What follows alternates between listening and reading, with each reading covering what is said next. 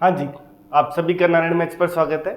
हम RPSC second grade maths के लिए जो 3D कोऑर्डिनेट ज्योमेट्री पढ़ रहे हैं उसमें जो अब हमारा टॉपिक है कोण, है ना। कोण में जो शंकु में हम ऐसी चीज़ें पढ़ने वाले हैं या ऐसे मेथड आने वाले हैं, हम उसका आंसर वही हमेशा की तरह है ना, कि आपको चौंका दे पहले कि ये कैसे ले आया है। बस बिल्कुल वही तरीके आने वाले हैं।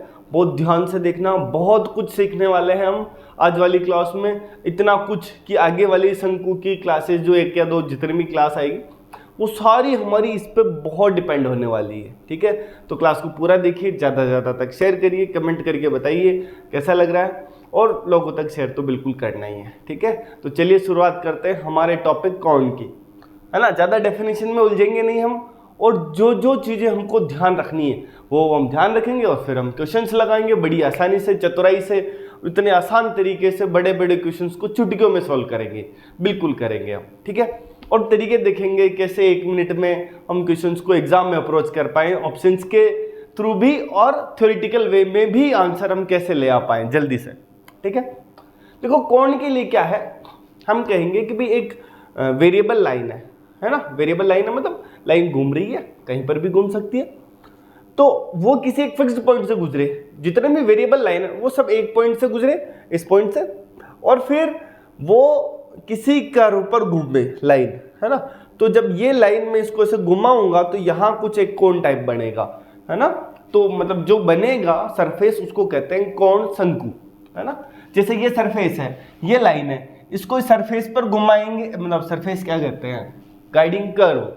एक कर्व पर घुमाएंगे इस लाइन को, ये पॉइंट को मैं इस कर्व पर घुमा रहा हूं, तो ये जो सरफेस बनेगा ना इस कर्व की से, वो बनेगा कोण। ठीक है, अब जो है क्या कहते हैं, किसको क्या कहते हैं, एक बार नाम देख लेते हैं और फिर आगे बढ़ते हैं। जो ये फिक्स्ड पॉइंट है अल्फा बीटा गामा, वो होता है वर्टेक्स, शीर्ष। क्या होता है, वर्टेक्स होता है उसका। ठीक है, जनरेटिंग लाइन, ये जो लाइन है वेरिएबल लाइन, इसको कहते हैं जनक रेखा या जनरेटिंग लाइन। काम की चीज है, बस ध्यान रहे कि भाई ये जनरेटिंग लाइन होती है। ठीक है, गाइडिंग कर्व, जिस कर्व पर ये घूमेगा वो क्या होता है, गाइडिंग कर्व होता है। इतनी सी बात, कर्व किसी समतल में होगा, है ना, सिंपल सी बात है ना। जैसे ये कोई कर्व है सर, 3D में बिल्कुल होगा, बट 3D में भी किसी न किसी समतल पर तो बनाएंगे ना हम, तो वो किसी न किसी समतल पर होगा। जैसे इन जनरल हम पहले पढ़ रहे हैं कि भाई ये जो है z = 0 XY समतल में है, सिंपल XY समतल में कोई कर्व है, इसके ऊपर हम यहां से कोई एक लाइन है जो ऐसे घूम रही है, वो एक जो सरफेस बनेगा वो हमारा कोण हो जाएगा। सिंपल सी बात है ना। अब आगे बढ़ते हैं। अगर ये इक्वेशन है ना, कोऑर्डिनेट इसमें x और y में, तो x² + 2hxy + by² + 2gx + 2fy = 0।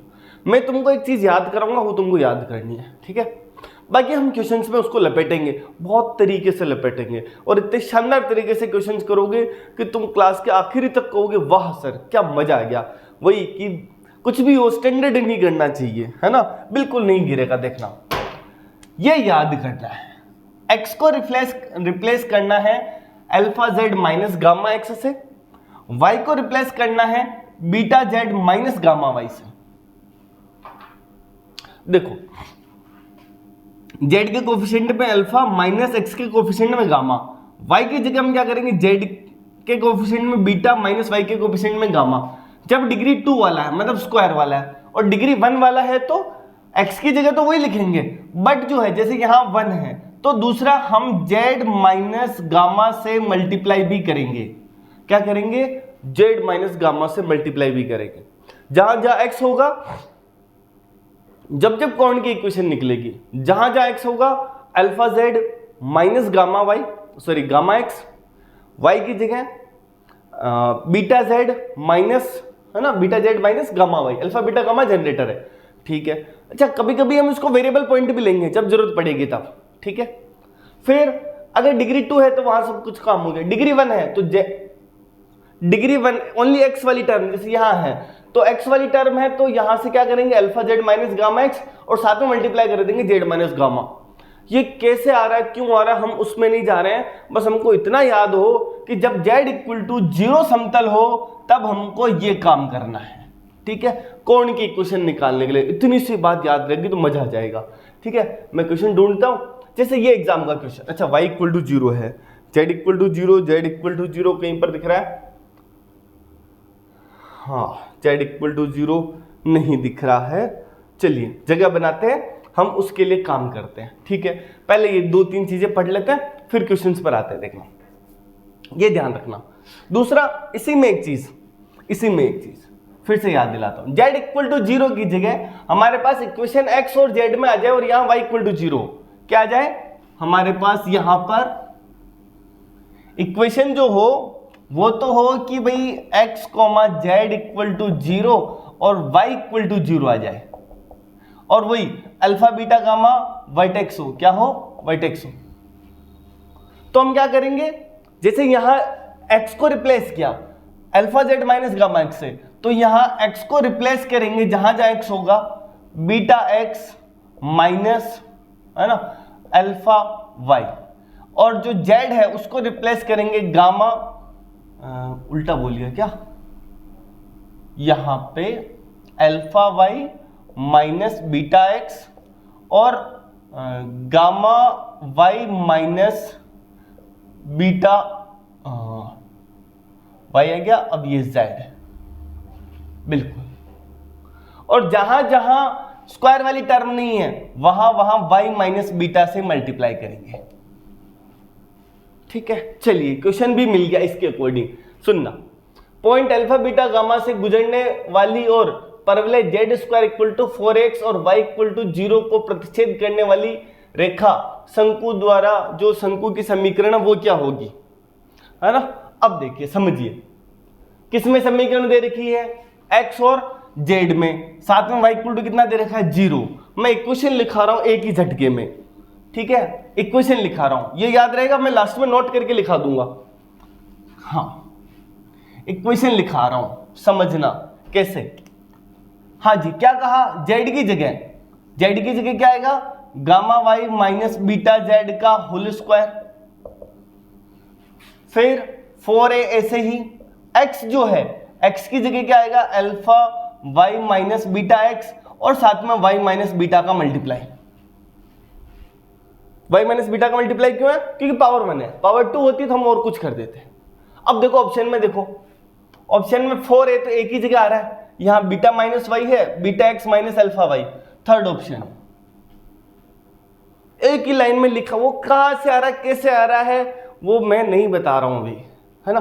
Proof करते हैं ना हम, पहले ही जो आर्टिकल है बुक में, उस बुक से वो चीज निकल के आती है, बस जिसने गौर से पढ़ लिया ना, मैं कह रहा हूं ये कहीं नहीं मिलेगा तुमको, कहीं पर भी नहीं, कोई बता भी नहीं सकता है ना। ये ऑब्जर्वेशन है, पता नहीं किसी ने और ने ऑब्जर्व की हो, पता नहीं, बट बहुत मुश्किल है। ये मेरी ऑब्जर्वेशन है कि यार ये करो, आंसर आएगा एक लाइन में, इसको जगह ये रिप्लेस करो। मैं बुक के क्वेश्चंस भी और कराऊंगा अभी, आज धड़ल्ले से पूरे बुक के क्वेश्चंस, ये अनसोल्ड, ये सोल्ड, ये सारी चीजें अभी देखेंगे अपन। आ गया समझ में, क्या कह रहे हैं, ये थर्ड ऑप्शन। सर एग्जाम में मैं ये नहीं करना चाहता हूं, मत कर तो क्या होगा सर, कोई बात नहीं, तुम एक काम करो, एग्जाम में नहीं करना चाहते हो ना ये चीज, तुम यहां देखो, ठीक है सर, देख लिया y इक्वल टू 0 पे, क्या कह रहा हूं, y इक्वल टू 0 पे ये समीकरण किस में से आ रही है। सर ऐसा भी होता है क्या, हाँ, ये 4 ऑप्शन है, ऑप्शन से जाना चाहते हो ना, तो y इक्वल टू 0 से ये समीकरण कौन दे रहा है, y इक्वल टू 0 से यहां से 4 है तो सिर्फ यही आ रहा है, बाकी कोई नहीं आ रहा है, इसका मतलब यही आंसर है। हाँ, y इक्वल टू 0 करेंगे तो बीटा स्क्वायर जेड स्क्वायर, मैं ऑप्शन से जाना भी दिखा रहा हूं, और यहां से 4a beta y equal to 0 और यहां से बीटा x, तो कितना मिलेगा, यहां से Z square equal to 4ax, Z square equal to 4x सिर्फ एक ऑप्शन से मिल रहा है। हाँ, तो ऑप्शन से भी जा सकते हैं और जो मैंने तरीका बताया वो भी जा सकते हैं। आसान है, सिंपल सा सवाल, कोई बड़ी बात नहीं है, ठीक है। जैसे ये सवाल है, हमको कुछ जानकारी नहीं, कुछ भी जानकारी नहीं है, सवाल उड़ा रहा हूं, देखना, मुझे कोई जानकारी नहीं है कि भाई ये टॉपिक ही नहीं पढ़ाना अभी, फिर भी सवाल उड़ाऊंगा, देखना। इक्वेशन ऑफ कोण हुज वर्टेक्स इज ओरिजिन, ठीक है, एक ऐसे कोण की समीकरण, शंकु की समीकरण जिसका वर्टेक्स शीर्ष क्या है, मूल बिंदु है, और गाइडिंग कर्व ये है। और मुझे कोई जानकारी नहीं है। अब तुम बताओ z इक्वल टू 3 पर ये समीकरण आनी चाहिए, सिंपल सी बात है। z इक्वल टू 3 पर ये आ रहा है X square plus Y square equal to 9, नहीं चाहिए। z इक्वल टू 3 पर X square plus Y square equal to 1 आएगा ना, सॉल्व करेंगे जब। हाँ ये साइड में मैं अभी लिखाऊंगा सारी चीजें, क्योंकि ये जो मैंने करा है ना, इससे ये क्वेश्चंस तो हो रहे हैं आसानी से, बट कुछ ऐसे क्वेश्चंस हैं जो तुमको रटा रखे हैं। मैं वो क्वेश्चंस को भी एक एक मिनट में कराऊंगा आराम से, 1 मिनट से भी कम टाइम में। अभी देखना, ये यहां देख रहे थे कि भाई z की जगह 3 लिखा तो 9 बना, तो पहला ऑप्शन तो नहीं है क्योंकि यहां 4 है। अगला z की जगह 3 लिखा तो x square plus Y square minus 9 multiply में तो 1 बचेगा, तो ये भी नहीं आ रहा है। यहां पे करेंगे तो 9 x square plus Y square equal to 4 into 9 cancel 4 आ रहा है, इस ऑप्शन में आ रहा है और इसमें नहीं आ रहा है, तो ये ऑप्शन है, खत्म। कौन सा कोण?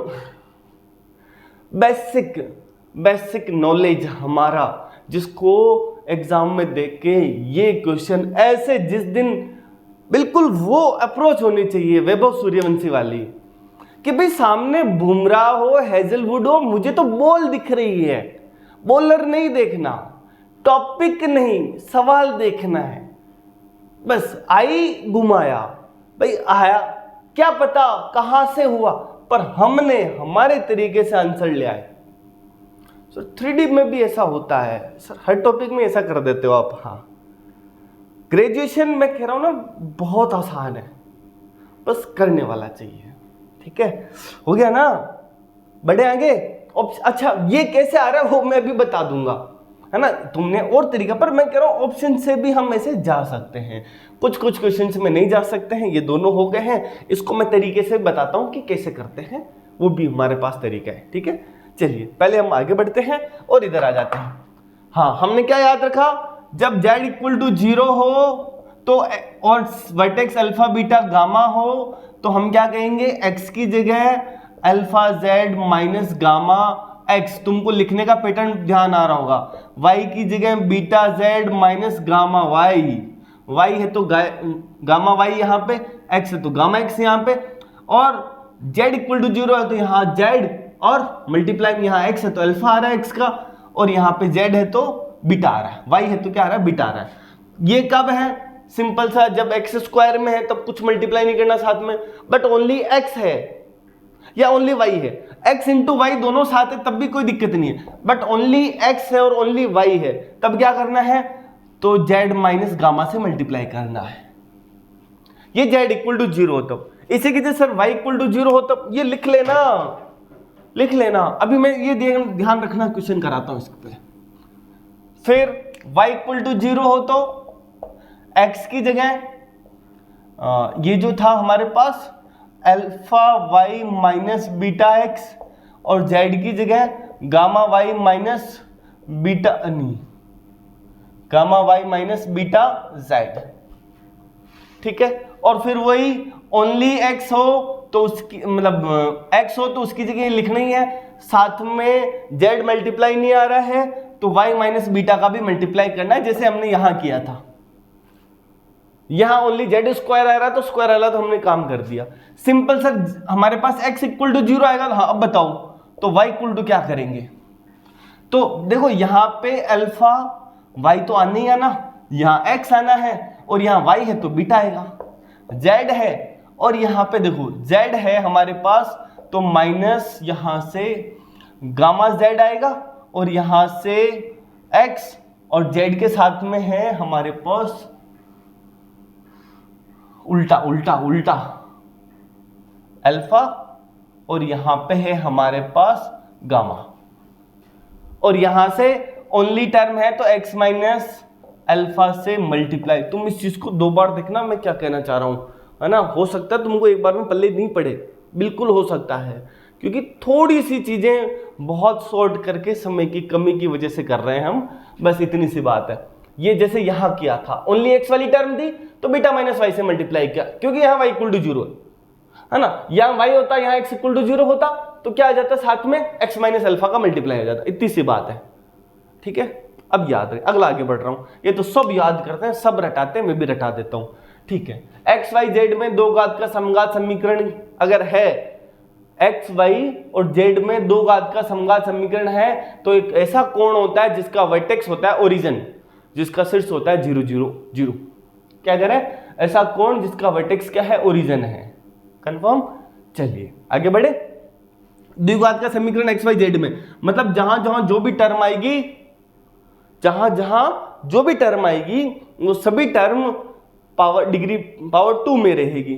x पावर 2 में, y पावर 2 में, z पावर 2 में, y और z पावर 1 पावर 2 होगी, सेम पावर 2 यहाँ पे, सेम पावर 2 यहाँ पे। X square plus B Y square plus C Z square plus 2f(y)z plus 2g(z)x plus 2h(x)y equal to 0 रट लेना है ये। अब आगे बढ़ते हैं अब आगे बढ़ते हैं, क्या कह रहे हैं। हाँ, ये वाली क्लास अधूरी मत छोड़ना, बहुत काम के आने वाली है। ये सारे सवाल एग्जाम में इनमें से कोई सा भी पूछा इधर और आगे में और लिखवाऊंगा, तो वो हर सवाल चुटकियों में होगा तुमसे, चुटकियों में कि अरे यार ये क्या करा दिया। ठीक है, चलिए x upon l equal to y upon m equal to z upon n एक जनरेटिंग लाइन है, किसकी, इसकी। तो क्या होगा, x की जगह एल, y की जगह एम, जेड की जगह एन जो रखोगे सेटिस्फाई कर जाएगा। सर ऐसा क्यों हो रहा है ना भाई, मैं कह रहा हूं x upon l, y upon m, z upon n एक जनरेटिंग लाइन है, ठीक है। जनरेटिंग लाइन है, इसका मतलब क्या होगा कि भाई इसका हर एक पॉइंट कौन पर होगा। भाई जनरेटिंग मतलब इसी लाइन से तो वो सरफेस बन रहा है, घूम रहा है, तो यही तो वो जो सरफेस कोण बन रहा है वो इसी लाइन से बन रहा है। मतलब इस लाइन का हर एक पॉइंट कोण की समीकरणों को संतुष्ट करेगा। तो यहां से x इक्वल टू कितना आएगा, l के, y इक्वल टू m के और z इक्वल टू n के। जब यहां सेटिस्फाई करोगे ना, k स्क्वायर सब जगह से बाहर निकल जाएगा, तो वो ओनली बन जाएगा al square plus bm square plus cn square और ये आ जाएगा। कंफर्म। तो इसका मतलब ये है, तो इसको सेटिस्फाई करेगा। सेम कन्वर्सली कि भाई अगर ये समीकरण दे रखी है, ये दे रखी है और अपने को कह रहा है कि भाई जनक रेखा ये है, तो इसका मतलब इस एलिमेंट को सेटिस्फाई करने वाला जो कोण होगा वो क्या होगा, X square plus B Y square plus सी जेड स्क्वायर। यही एलिमेंट को एक्स वाई जेड से रिप्लेस कर दो, ये वो इस वर्षा है ना, एक दूसरे के साथ है। कंफर्म। सेम अगर x minus alpha upon l, y minus beta upon ये आ रहा है, जनक रेखा है, तो यहां पे x की जगह x माइनस अल्फा, y की जगह y माइनस बीटा लिखेंगे, हमारे पास क्या आ जाएगी यहां पे। अच्छा दूसरा इसमें ये है, ये जनक रेखा है और ये कंडीशन को संतुष्ट करिए, सुनना, जनक रेखा है और दो को संतुष्ट करे तो ये हो जाएगा। कंफर्म। बस है ना, जिस कोण का शीर्ष ओरिजिन मूल बिंदु होगा वो इसी टाइप में कुछ होगा, दो घात का समघात समीकरण। कंफर्म। और ये उल्टा समझ में। अब आते हैं एनवेलपिंग कोण के ऊपर, है ना। क्या होता है कि भाई हमारे पास एक फिक्स्ड पॉइंट है और ये कोई सरफेस है ना, मैं इस पे क्या कर रहा हूं, यहां से टेंजेंट लाइन ड्रॉ कर रहा हूं अलग अलग, है ना। जैसे एक गोला है, अब इसकी इस पॉइंट से मैं टेंजेंट ड्रॉ कर रहा हूं, तो एक ऐसा लगेगा ना कि भाई यहां कुछ कोण टाइप बन रहा है, तो वो कोण ही क्या होता है, एनवेलपिंग कोण होता है। यहां क्या लिख रहे हैं, दिए गए बिंदु से किसी पृष्ठ पर खींची गई स्पर्श रेखाओं के बिंदु पथ को एनवेलोपी शंकु कहते हैं, एनवेलोपी कोण कहते हैं। ठीक है, अच्छी बात है। अब अगर हमारे पास स्फीयर हो, गोला हो, तो उसका एनवेलपिंग कोण क्या होगा, तो s इक्वल टू 0 कोई सा भी गोला हो, मतलब x square plus Y square plus Z square plus 2gx plus 2fy plus नहीं वो x square plus Y square plus Z square plus 2ux plus 2vy plus 2wz plus d equal to 0, ये s equal to 0 हो, ये point हो कि भाई alpha beta gamma, ये जो निश्चित बिंदु हो वो क्या हो, अल्फा बीटा गामा हो, तो एनवेलपिंग कोण होगा s(s1) equal to t square. Sir s1 मतलब ये जो है, जैसे गोला है X square plus Y square plus Z square equal to A square, तो s1 क्या होगा, alpha square plus beta square plus gamma square minus A square, ये आ जाएगा हमारे पास s1। और t क्या होगा, जो टेंजेंट के लिए लिखते हैं, है ना, इसको मैं माइनस इक्वल टू 0 ये s, तो अल्फा बीटा गामा पर टेंजेंट कैसे लिखेंगे बताया था, एक्स स्क्वायर को रिप्लेस करो, एक्स x1 मतलब alpha X, beta Y plus gamma Z minus A square. तुमको क्या करना है, S S one equal to T square करना है, तुम्हारे पास एनवेलपिंग कोण आ जाएगा। ठीक है, ये 3-4 चीजें थी आज की क्लास में सीखने वाली। अब हम क्वेश्चंस पर आते हैं, 1 बाय 1 उस क्वेश्चंस को फोड़ेंगे तरीके से। ठीक है, मैं ये चीजें नहीं मिटा रहा हूं, मैं क्वेश्चंस पर आ रहा हूं। पहली चीज समझना, जब जब हमको कहे ऐसा कोण निकालो जिस कोण का वर्टेक्स ओरिजिन है, गाइडिंग कर्व दे रखा है, तब हमारे को क्या करना है, उसको समघात समीकरण बना देना है, हमारा कोण की समीकरण आ जाएगी, है ना। जैसे जैसे जैसे जैसे कहीं तो लिखा होगा, हाँ नहीं है, जैसे ये है ऐसा कोण जिसका वर्टेक्स ओरिजिन है, गाइडिंग कर्व ये है, तो इक्वेशन क्या होगी, एक तो ऑप्शन से गए, दूसरा तरीका क्या है कि अब हमको क्या बनाना है, यहाँ पे द्विघात समीकरण बनानी है। तो यहाँ 4 है, 4 आ रहा, कांस्टेंट भी नहीं चाहिए, देखो यहाँ पर कांस्टेंट भी नहीं है, सारी टर्म आ रही, तो कैसे करें, मैं इसको ऐसे लिख दूं, x square plus Y square equal to 4 into 1 square, और z/3 को मैं 1 कर दूं, तो क्या हो जाएगा, x square plus Y square into 4 1 का स्क्वायर z/3 का होल स्क्वायर। तो यहां से क्या बनेगा, 9x square plus Y square equal to 4z square. देखो हमारे पास ऑप्शन आएगा, है ना। तो ऐसे हमको बनाना है, जब भी हमको कहे कि उस वर्टेक्स का ओरिजिन क्या है, सॉरी वर्टेक्स, कोण का वर्टेक्स क्या है, ओरिजिन है, तब तब हमको ये काम करना है। ठीक है, जब जब हमको कहे, है ना। चलिए मैं और आगे कुछ दिखाता हूं यहाँ पे, जहां ओरिजिन के ऊपर बात हो रही हो, तो मैं एक आधा क्वेश्चन और बता देता हूं। जैसे हमारे पास जो कर्व है वो ऐसा हो, है ना, कर्व हो x square plus Y square plus Z square plus 2ax plus b equal to 0, और साथ में समतल जो है, ठीक है, कह रहा हो कि ये गाइडिंग कर्व है और इस समतल के ऊपर ये कर्व जो है हमारे पास, तुम एक काम करो, ओरिजिन ऐसा कोण निकालो जिसका शीर्ष जो है वो ओरिजिन है। तुमको क्या करना है, यहां से द्विघात बनाना है, ये पहले से द्विघात है, हमको कोई समस्या नहीं।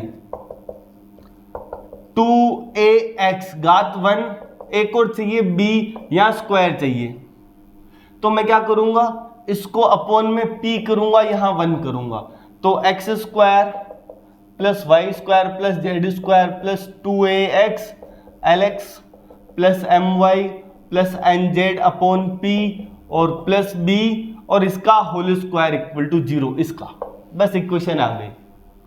अब उसको एडजस्ट करना है, आ गया समझ में। ऐसे हम क्या करेंगे कि यहाँ पे हमको द्विघात समीकरण बनानी है, इसको, इतनी सी बात है। अब आगे बढ़ते हैं, कुछ कुछ देखो, हाँ ये आते हैं। उससे पहले हमको पूछ रहा है एक सवाल में कि भाई ऐसा कोण ये दिया और इस कोण का वर्टेक्स क्या है ना, वर्टेक्स क्या है, वर्टेक्स कैसे निकालते हैं हम, है ना। एक तरीका तो वर्टेक्स का ये है कि भाई ये जो पॉइंट है वर्टेक्स, ये कोण पर ही होगा, तो मतलब ये जो कोण पर सेटिस्फाई करना चाहिए। एक काम तो ये, सर इतने सारे पॉइंट को हम इतनी बड़ी इक्वेशन में सेटिस्फाई कितनी बार कराएंगे, और सर 2 से ज्यादा पॉइंट सेटिस्फाई करके, 2 या 2 से ज्यादा, तब क्या करेंगे।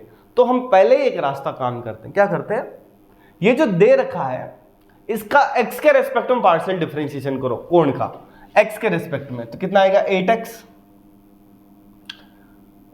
प्लस 2y और प्लस 12 इक्वल टू 0। और इनमें से पॉइंट सेटिस्फाई कराओ, जो इसको सेटिस्फाई नहीं कर रहा वो आंसर नहीं होगा। जैसे -1 -2 3, तो कितना आ जाएगा, 8 और -2 से 4 12, ये तो सेटिस्फाई कर गया।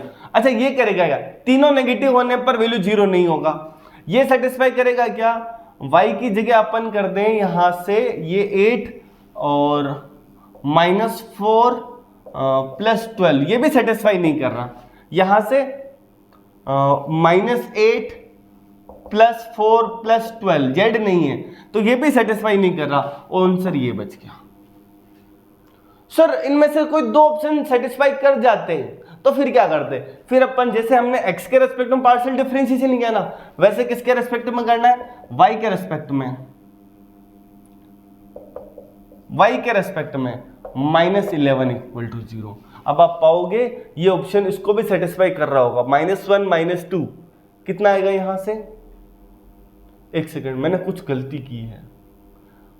y यहां पर भी तो है। ओहो हाँ, -11 y यहां पर भी तो है, ये रहा -3z -3z आ गया ना। y देखो x तो और नहीं था, यहां -2y, यहां 2x और यहां से -3z और -11 = 0। अब ये ऑप्शन इसको भी सेटिस्फाई कर रहा होगा।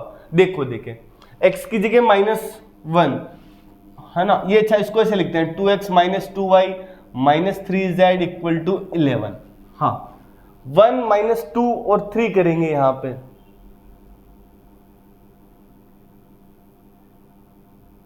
-11 ये क्यों नहीं सेटिस्फाई कर रहा? -2y + 2x -3z -11, ये x की जगह -1, y की जगह -2 और z की जगह ये तो ये सेटिस्फाई कर गया क्या?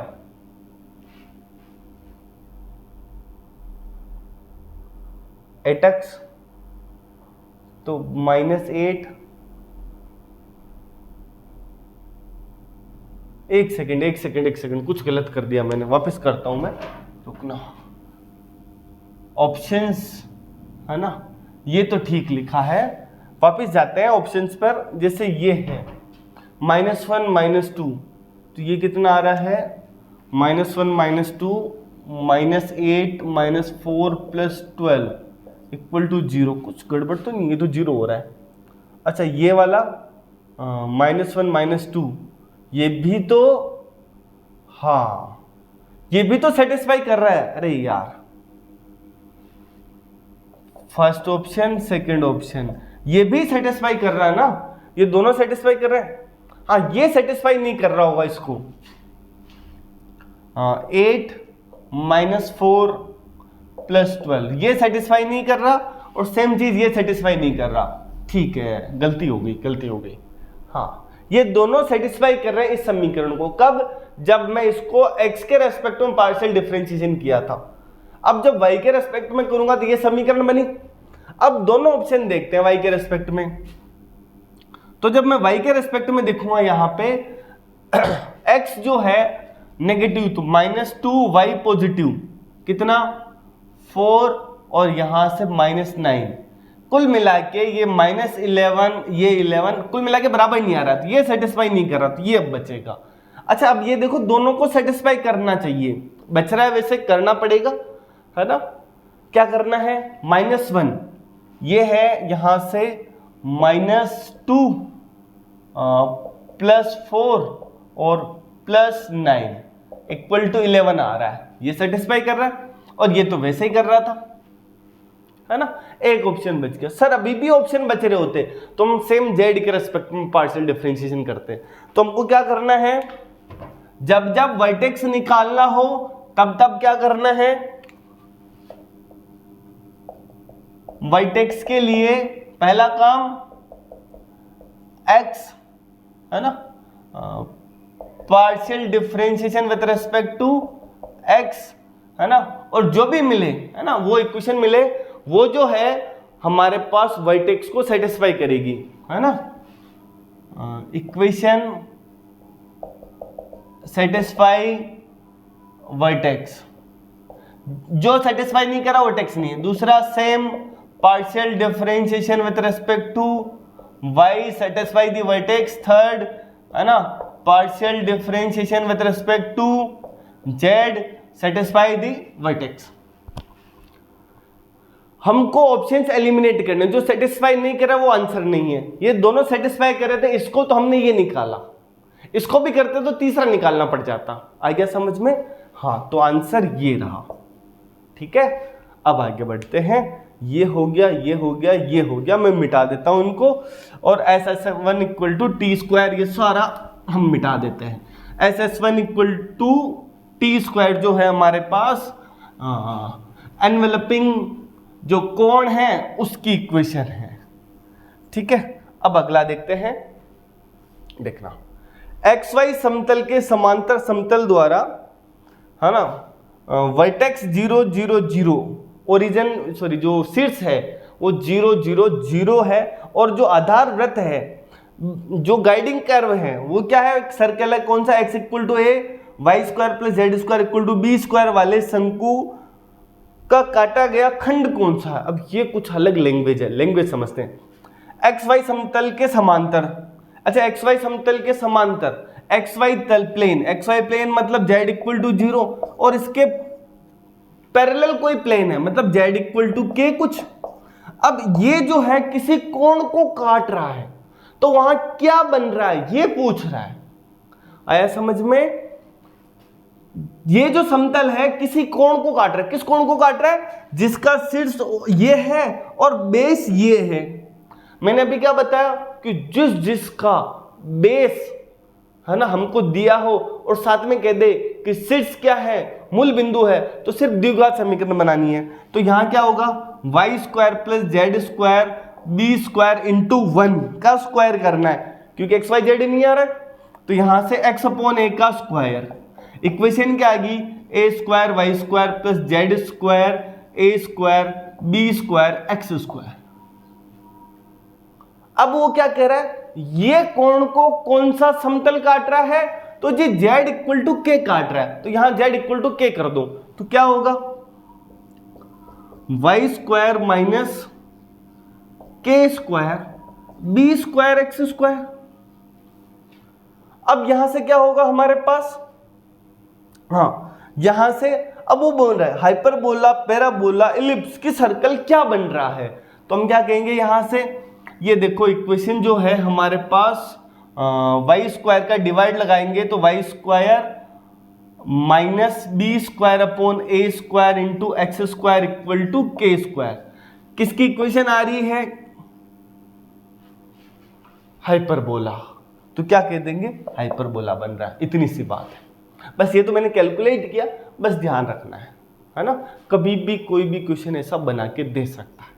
ठीक है, क्या कह रहे हैं भाई, क्या काटने से क्या मिल रहा है वो पूछ रहा है। किसको क्या काटने से, कि भाई एक्स वाई समतल के समांतर कोई प्लेन है, एक्स वाई समतल जेड इक्वल टू 0, इसके समांतर ये रहा, वो किसी शंकु को काट रहा है। किस शंकु को काट रहा है, ऐसे शंकु को काट रहा है जिसका शीर्ष ओरिजिन है और गाइडिंग कर्व ये है। ओरिजिन है तो इक्वेशन आ जाएगी शंकु की, शंकु की इक्वेशन आई तो उसमें z इक्वल टू के लिखा, उससे जो मिला हमको बता दिया हाइपरबोला है। एग्जैक्ट इक्वेशन क्या है वो हम निकाल सकते हैं, है ना। आगे बढ़ते हैं हम यहां से। ठीक है, आसान सा सवाल था, सिंपल सी बात थी, 2 लाइन में सवाल हो गया, है ना। अब ये है कुछ क्वेश्चंस स्टार्टिंग वाले टॉपिक से, कोण के क्वेश्चंस कम पूछे गए हैं अब तक, तो नए क्वेश्चन यहाँ से ज़्यादा फ्रेम हो सकते हैं। बाकी जो है रेसिप्रोकल कोण हो गया, उसके टेंजेंट की कंडीशन हो गई, परपेंडिकुलर की कंडीशन है ना, कि भाई जनरेटिंग लाइन के बीच में कोण 90 डिग्री हो, क्या हो, वो सारी चीज़ें अधिकतर पूछते हैं। ये चीज़ें कम पूछते हैं तो चांस है कि इस बार ज़्यादा पूछे। ठीक है, चलिए अब कुछ 4-5 सवाल ऐसे हैं, हम फटाफट 1-1 2-2 मिनट में इनको निपटा देते हैं। वो क्या कह रहा है, एक ऐसा शंकु समीकरण है ना जिसका वर्टेक्स अल्फा बीटा गामा है, गाइडिंग कर्व ये है, z इक्वल टू 0, तो हम इक्वेशन कैसे निकालेंगे बताओ। वर्टेक्स ये दिया, z इक्वल टू 0 दिया, तो क्या करना है, x की जगह z इक्वल टू 0 हो, function x comma y equal to 0 type में कुछ हो, तो x की जगह क्या करना है, alpha z minus gamma x, और y की जगह beta z minus gamma y, ये करना है। तो हम क्या करेंगे, यहां से x की जगह alpha z minus gamma x का होल स्क्वायर अपॉन ए स्क्वायर, y की जगह beta z minus gamma y का whole square upon B square, और 1 की जगह z माइनस गामा का होल स्क्वायर। बस खत्म, आ गई समीकरण। बस ये याद है तो हम एक लाइन में देख के आंसर निकाल सकते हैं। हो गया सवाल। हाँ आगे बढ़े, सिंपल सी बात जो मैंने याद करा है वही। आगे बढ़ते हैं। शंकु का समीकरण जिसका वर्टेक्स ओरिजिन है, मूल बिंदु है, ठीक है, ये कर्व दिया है और z इक्वल टू सी है, तो समीकरण क्या होगी? हमको क्या करना है भाई, जब वर्टेक्स ओरिजिन हो तो द्विघात समघात समीकरण बनानी है, होमोजीनियस बनानी है, मतलब हर जगह वेरिएबल x y z की पावर 2 ही रहे टोटल मिला के, वो समीकरण बनानी है। सर ये क्या होता है? इसकी जनरल फॉर्म जो होती है ना, हमने लिखी है ax square by square 2hxy 2gx 2fy plus, है ना, c की जगह यहां कुछ d कर दो क्योंकि c तो पहले ही दिया, ये इक्वल टू 0। वो कह रहा है z इक्वल टू c है, कोई फर्क नहीं पड़ रहा, यहां तो स्क्वायर वाली टर्म है। हाँ 2hxy और यहां से फिर 2gx x यहां 1 है तो यहां से आ जाएगा z upon c plus 2fy z upon c d z square upon c square equal to 0। ये समीकरण आ गई कोण की, जिसका वर्टेक्स क्या है? ओरिजिन, और ये वाली कंडीशन सेटिस्फाई कर रहा है। अब वो कह रहे हैं नहीं इस रूप में है, f of x comma y है तो मतलब a इंटू एक्स स्क्वायर, तो इसका मतलब वो चाहता है कि x c upon z type से कुछ बने, तो z square upon c square का डिवाइड लगाऊंगा तो x square c square upon z square बनेगा, मतलब एक्स सी अपॉन जेड का होल स्क्वायर। सेम यहां पे वाई सी अपॉन जेड का whole square 2h। Sir x ये c square upon z square आना चाहिए, तो मैं इसको ऐसे लिख दूं। अच्छा तो सर इसका मतलब ये होगा जहां जहां x आ रहा है वहां एक्स सी अपॉन जेड, जहां जहां y आ रहा है वहां वाई सी अपॉन जेड। एक क्वेश्चन याद हो, ये बहुत बार पूछा गया है, ठीक है, तो ध्यान रख लेना। आगे बढ़ते हैं, है ना। चलिए अगला सवाल, ये तो और शानदार है, देखना अभी निकालते हैं। ये नहीं पूछा है और मेरा अच्छा सवाल मुझे लगा कि मुझे पेपर बनाना हो तो मैं ये दे दूंगा, ठीक है। यही सवाल, सेम सवाल, वर्टेक्स दिया, ये गाइडिंग करो, ये दिया, बताओ कोण का समीकरण क्या है? वर्टेक्स दिया, अल्फा बीटा गामा क्या है? 1 1 0, वर्टेक्स है ना, ये दे दिया, गाइडिंग कर्व में y इक्वल टू 0, अच्छी बात है। तो x को किससे रिप्लेस करते हैं? Alpha y minus beta x। z को किससे रिप्लेस करते हैं? अल्फा नहीं, z है ना, तो gamma y minus beta z, और जहां जहां स्क्वायर वाली टर्म नहीं है वहां y minus beta, alpha beta gamma ये रहे। बस क्या करना है, बस ये तुमने लिखने की प्रैक्टिस कर ली तो एक लाइन में आंसर लिखोगे, देखना कैसे। एक्स स्क्वायर आ रहा है मतलब x की जगह अल्फा, अल्फा कितना 1, तो y माइनस बीटा है ये होल स्क्वायर, प्लस गामा है 0, बीटा है 1, तो z का होल स्क्वायर, यही है ना, इक्वल टू 4 है तो मतलब y माइनस बीटा का whole square, y minus beta का होल स्क्वायर मतलब, हाँ, तो इक्वेशन क्या बन गई?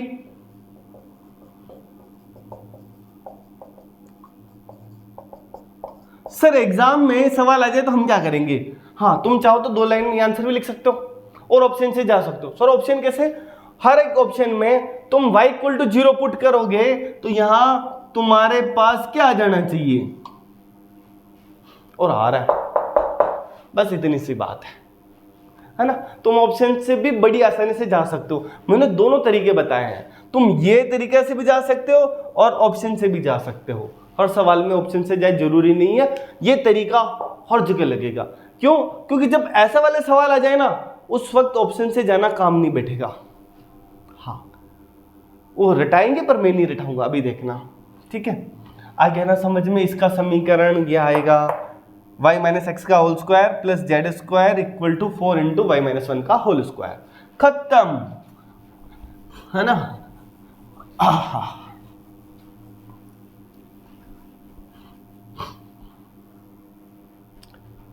आगे क्या कह रहा है अगला सवाल, है ना। ये हम ऐसे ही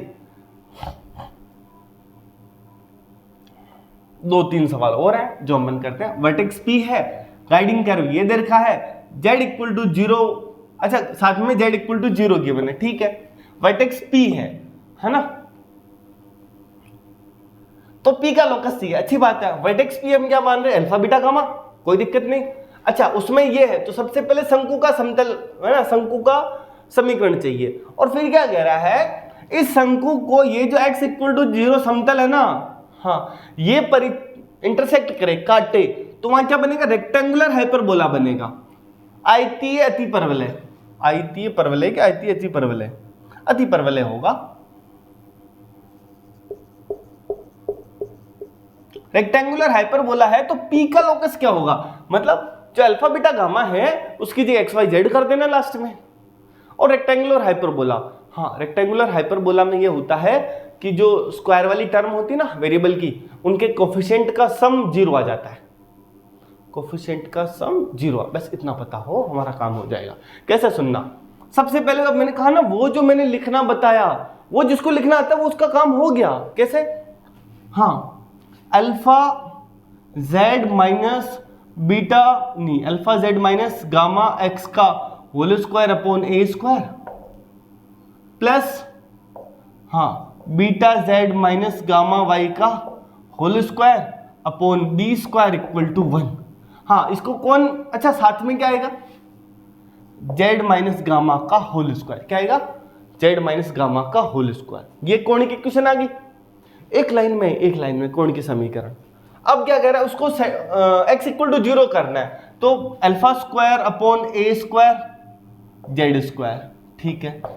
फिर बीटा स्क्वायर, अच्छा ठीक है, ये जो आएगा ये पूरा ऐसे आएगा, beta Z minus gamma Y का whole square upon B square और माइनस जेड माइनस गामा का होल स्क्वायर इक्वल टू 0। अब ये जो है रेक्टेंगुलर हाइपरबोला है, तो क्या होगा, जेड स्क्वायर और वाई स्क्वायर के कोफिशिएंट का सम 0 आएगा। जेड स्क्वायर का कोफिशिएंट अल्फा स्क्वायर अपॉन ए स्क्वायर, ये क्या है हमारे पास, रेक्टेंगुलर हाइपरबोला है ना। तो क्या होगा, यहां से अल्फा स्क्वायर अपॉन ए स्क्वायर, जेड स्क्वायर कोफिशिएंट, यहां से beta square upon B square और यहां से gamma square upon B square. ये किसका कोफिशिएंट आएगा सर, वाई स्क्वायर का, और -1 इक्वल टू 0। सर -1 क्यों, अरे जेड स्क्वायर का कोफिशिएंट। अच्छा अब बताओ, अल्फा स्क्वायर प्लस बीटा, नहीं ऐसा नहीं है, alpha square upon A square beta square plus gamma square upon B square equal to 1। हाँ आ गया ना। अब मैंने क्या कहा था, P का लोकस चाहिए, तो P की जगह x, जो अल्फा बीटा गामा है एक्स वाई जेड, तो x square upon A square plus Y square plus Z square upon B square equal to 1। वैसे तुमको यही दिख जाता। दूसरी लाइन में आंसर, जो सवाल किताब में 2-2 पेज में हो रखे हैं वो 2 लाइन में हो रहे हैं हमारे से। हमने एक चीज याद, मैंने कहा था ना, जो आखिरी तक देखता ना उसके लिए जीवन आनंददायक है, वो रटके जाएगी नहीं, वो एग्जाम में कहता आने दे दूंगे। वो सूर्यवंशी, जो चाहे तू यॉर्कर डाल, तू बाउंसर डाल, तू बाहर डाल, मेरे पास हर शॉट है वही, ठीक है। आराम से, समझ नहीं आया तो वापस देखो, मैंने बता दिया है ना कि भाई कैसे हुआ, ये हमने कैसे लिखा, ये फिर यहाँ वो x इक्वल टू 0 कह रहा है तो मन में 0 कर। अब सोचो तुम एग्जाम में समय बच, मैंने तो ये लिख के समझाया तुमको, समय कैसे बचाओगे, ये लिख दिया, x 0 कर दिया, मतलब अब रेक्टेंगुलर हाइपरबोला होने वाला है, तो यहाँ से alpha square upon A square beta square gamma square upon B square equal to 1। हाँ क्योंकि वो -1 आने वाला ना, अब वहां पे अल्फा बीटा की जगह हमको एक्स वाई जेड करना है। क्यों, क्योंकि हमको अल्फा बीटा गामा का लोकस चाहिए। किसका लोकस चाहिए, P का लोकस चाहिए। P क्या है, शीर्ष है। अल्फा बीटा गामा क्या चल रहा था हमारा, शीर्ष से चल रहा था। इतनी सी बात है, हो गया ना। आगे बढ़ते हैं, है ना। हम छोटी छोटी बातें कर रहे हैं, बहुत छोटी छोटी बातें, है ना, बहुत छोटी छोटी बातों में बहुत कुछ कर रहे हैं। अगला सवाल, ये एक गोला दिया, ठीक है, एनवेलपी शंकु की बात कर रहा है जिसका वर्टेक्स ये है, और कह रहा है सुनना, एग्जाम का सवाल क्या आएगा पता है, ये गोले का एनवेलपिंग शंकु जिसका शीर्ष ये है उसका x इक्वल टू 0 से परिच्छेद एक होगा। Hyperbola, rectangular hyperbola, parabola, ellipse, circle, ऐसे 4 ऑप्शन है, तो आंसर क्या होगा, रेक्टेंगुलर हाइपरबोला। सर कैसा आया अभी दिखाते हैं, सुनना। एनवेलपिंग शंकु है ना, अच्छा, और इसका वर्टेक्स जो है ये है, ओके। अच्छा, एनवेलपिंग शंकु मैंने क्या कहा था, S1 equal to T square, और जो अल्फा बीटा गामा है ना, जो पॉइंट हो उसका शीर्ष होता है, तो यहाँ अल्फा बीटा गामा क्या है 142 है, तो SS1 तो क्या होगा x square plus Y square plus Z square minus 11। S1 मतलब 142 लिखना है, तो 1 का स्क्वायर 1, 4 का स्क्वायर 16, और यहाँ 2 का square 4, 1 16 20 21 minus 11। S1 equal to T square में क्या करना है, वही x1 plus y1 plus z1 है ना, टेंजेंट निकालना। तो x की जगह यहाँ पे क्या है, एक्स स्क्वायर की जगह आएगा x plus 4y plus 2z minus 11 का होल स्क्वायर। अच्छी बात है, जो मिला सो जो मिला। हम आगे बढ़ते हैं, आगे क्या कह रहा है भाई, इसका x इक्वल टू 0 से परिच्छेद, x इक्वल टू 0 से परिच्छेद मतलब y square plus Z square minus 11 into 10 equal to 4y plus 2z minus 11 का होल स्क्वायर। ठीक है, यही तो है। हाँ, अब वो क्या है, ये क्या है, तो हमको क्या करना है, होल स्क्वायर खोलना है। होल स्क्वायर खोलना है तो यहां से क्या आएगा 16y square plus 4z square plus something कुछ, हाँ, और यहां से 10y square plus 10z square, इन सबको उधर ले जाऊंगा तो यहां से ये आ जाएगा हमारे पास 6z square minus 6y square.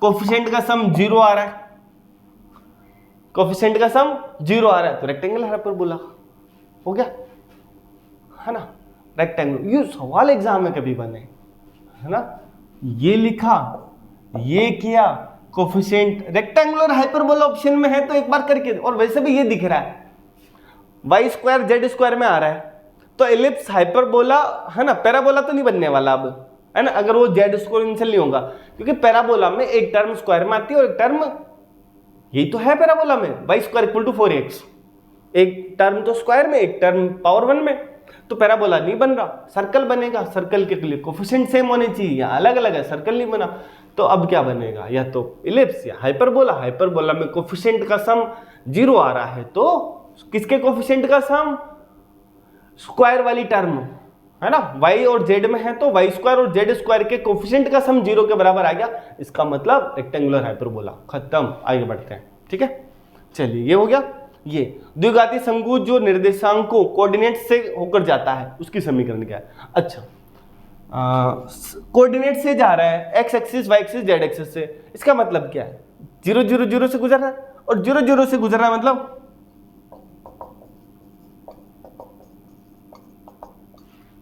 2, question क्या होती है, अच्छा, FYZ 2G, वैसे तो याद करो तो अच्छी बात है, नहीं करो कोई बात नहीं। हाँ जी, x एक्स से गुजर रहा है, x एक्स से गुजर रहा है मतलब x एक्स पे कहीं पॉइंट 100 है, संतुष्ट कराओ, 100 है तो a equal to 0, y axis से जा रहा है, y एक्सिस पे 0 1 0 है, तो y एक्सिस से b equal to 0, z axis से c इक्वल टू 0। आ गया समझ में, ए बी सी तीनों 0, तो ये टर्म हट गई, इन टर्म में से 2 कॉमन आ रहा है, तो FYZ plus GZX plus HXY equal to 0। ये काम की चीज है। एक चीज और रटाऊंगा, याद कराऊंगा मैं आगे जाके अगली क्लास में, ठीक है। हाँ, कोण को हमने लपेटा है बहुत भयंकर तरीके से, मुझे तो लगता है, तुमको क्या लगता है कमेंट करके बताओ, और अच्छा लगा तो शेयर करो, ठीक है। मिलते हैं अगली क्लास में, तब तक के लिए थैंक यू सो मच। पढ़ते रहिए, मस्त करिए, और होगी चीज़ें बहुत आसान तरीके से होगी हमारे सामने, ठीक है। चलिए, थैंक यू सो मच।